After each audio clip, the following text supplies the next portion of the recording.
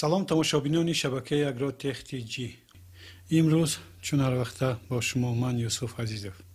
چنان که در نوارهای پیشین که درباره آسیب پذیری ناحیه‌های جمهوری تاجیکستان از بارش‌های باران و سیل و ژاله با شما گفته گذاشته بودیم و وعده هم کرده بودیم که درباره عامل‌هایی که تاثیررسان به این آسیب پذیری ناحیه‌ها به ما تاثیر می‌رساند به شما معلومات ها می‌دهیم. و امروز یکی از سبب‌های اساسی که به آسیب پذیری ناحیه‌های جمهوری از این تندباد و باران و ژاله و دیگر آفت‌های طبیعی گفته می‌گذاریم. یکی از سبب‌های به این آسیب پذیری دچار شدن این جنگ‌افزارهای تاجیکستان میباشد. جنگ‌افزارهای تاجیکستان که هنوز 50 سال پیش در 20% قلمرو جمهوری دامن افراخته بودند، تا امروز حدود 3% باقی مانده است و خلاص. حالا سازمان رشد بین‌المللی آلمان تلاش دارد به تاجیکستان در برقرار نمودن جنگ‌افزارها کمک کند تا روز حدودهای این کشور کوهستانی دوباره تواند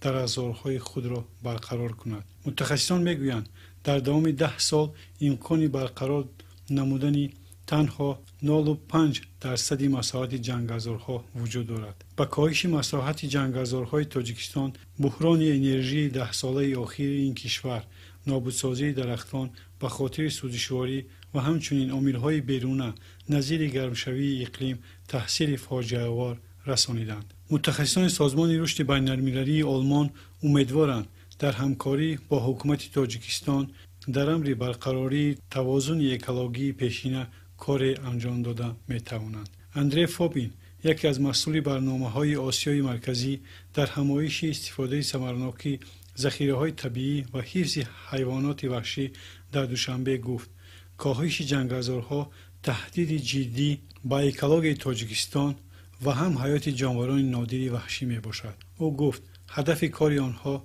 مساعدت در حفظ و افزایش بیولوژی تاجیکستان است. امروز ما گاهی آمار خوشحال کننده را درباره افزایش شماره بعضی از جانورها میشنویم. به خاطر حفظ این دستاوردها باید کار کنیم. حالا در تمام سیاره تغییریابی اقلیم جریان دارد. تلاش ما و اهل استقامت کنندگان تاجیکستان با آن روانه کرده شود که با تغییریابی اقلیم ناحیه‌های ما مطابق شود و طبیعت زیبای خود را از دست ندهیم. به قول مسئولان این سازمان، در پی نابود شدن جنگ‌افزارها وزش بادهای زیان‌آور بیشتر شده، حیوانات نادر وحشی موقع زیست خود را از دست می‌دهند. این تغییرات در حیات معمولی جانوران و مرگ و میر آنها سبب می شود. یک سبب کاهش جنگ‌افزارها تباهشوی و یا اراضی گرفتار شدن زمین است که این قلمروها را از لحاظ کشاورزی کارناشایان می کند. با گفت اندری فابین، آبشوی پیریخ‌ها و خشکشوی چشمه‌ها نیز حاصل کاهش مساحت جنگ‌افزارها می باشد. مدیبران سیدزاده، مسئول آژانسی خواجگی جنگل تاجیکستان گفت مشکلی مربوط به کاهش جنگ‌افزارها را حکومت نیز خوب درک می‌کند. وی گفت که به این خاطر برنامه حکومتی روی دست گرفته شده است که هدفش سالانه تا 2000 هکتار افزایش دادن مساحت جنگ‌افزارها است. سیدزاده افزود 20% تاجیکستان را جنگل پوش کردن هدف اصلی آنهاست. اما این کار 1 ساله و 2 ساله نیست. برای این 10 ساله ها وقت لازم است. حجم سبزش درختان در جنگ‌افزارهای تازه بنیاد در سال 75% را تشکیل می‌دهد. اگر فایز سبزش همین گونه دوام کند، آنگاه بعد مرحله 10 ساله مساحت جنگل به 0.5% بیشتر خواهد شد. پس از پاشخوری اتحاد شوروی، تاجیکستان با مشکلی بی‌برقی روبرو شد.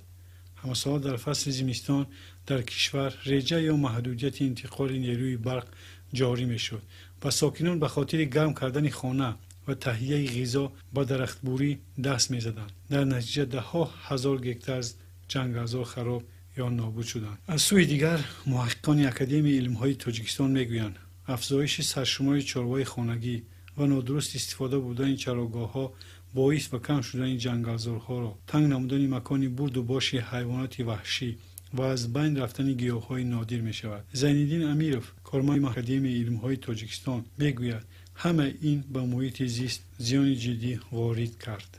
در تاجیکستان حالا 1,333,000 هکتار جنگل باقی مانده است که 3% مساحت تاجیکستان را تشکیل می‌دهد. مثلا در تابستان تیر ماه به تاجیکستان چنگباد زیان‌آور به نام تندباد افغانی هجوم می‌کند که هم به صحت ساکنان و هم به محیط زیست زیان میرساند. تندباد افغانی گاه تا یک هفته فضای تاجیکستان را غبارآلود نگه می‌دارد که ما هم شاهد این بادها هستیم. کارشناسان میگویند که این گونه تندباد به آبشایی پیریخانی سبب می شود. از بین رفتن جنگلزارها را هم وسعت می بخشد.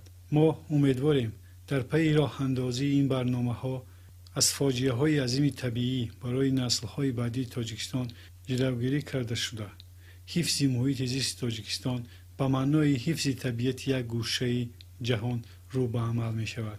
در حقیقت چنانکه که ما در نوارهای گذشته به شما معلومات داده بودیم، یکی از عامل‌های آبشویی پیریخ‌هایی که در تاجیکستان وجود دارند این نیست‌شوی جنگل‌ها نیز به حساب می‌رود. و درباره عامل دیگری تاثیررسانی به اقلیم و آسیب‌پذیری اقلیم تاجیکستان ما در نوار آینده به شما معلومات می‌دهیم. در آخر از همه شما خواهش کرده می‌شود در بنیاد نمودن جنگلزارهای تاجیکستان کمک خود را رسانید و به شبکه اگرو-تخ-TG آبونه شدن و لایک موندن را نیز فراموش نکنید. ما هم باید برای آبادی مکان زیست خود کوشش نماییم.